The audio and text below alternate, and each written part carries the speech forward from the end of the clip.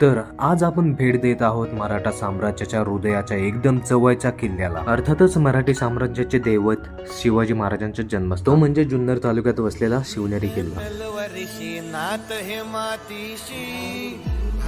सरनवरची Roger खायाची रयतेचा राजा तो आम्ही हातरत याच जिकत नाही जवर तवर झुंजत राहायाच.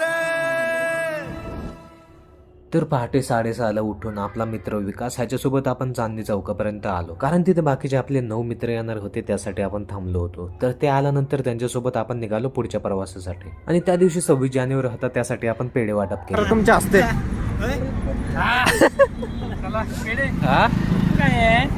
भरपूर आहे, हे अजून वरती द्यायचे गरिबांना खाऊ वाटप.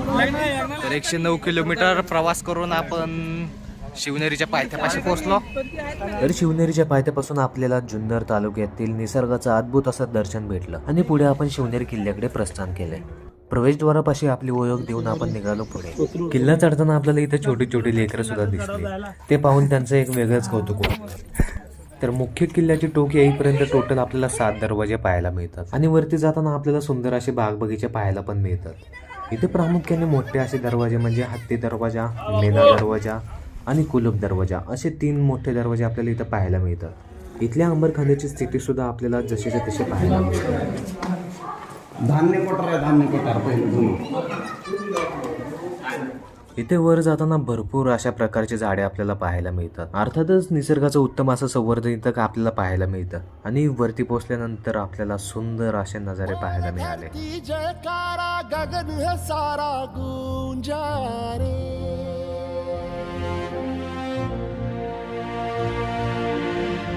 जग में लहराया न्यारा ध्वज है हमारा ऊंचा रे.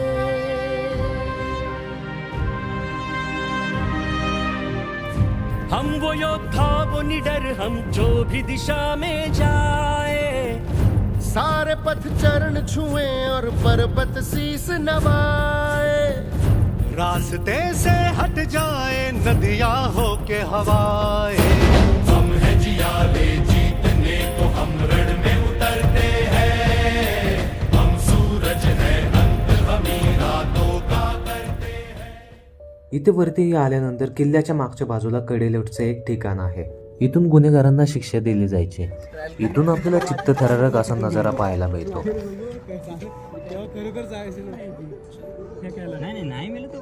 तर वरती दर्शन करून झाल्यानंतर आपण इथे शिवाई देवीच्या मंदिरामध्ये दर्शन घेतले आणि निघालो परतीच्या प्रवासाला.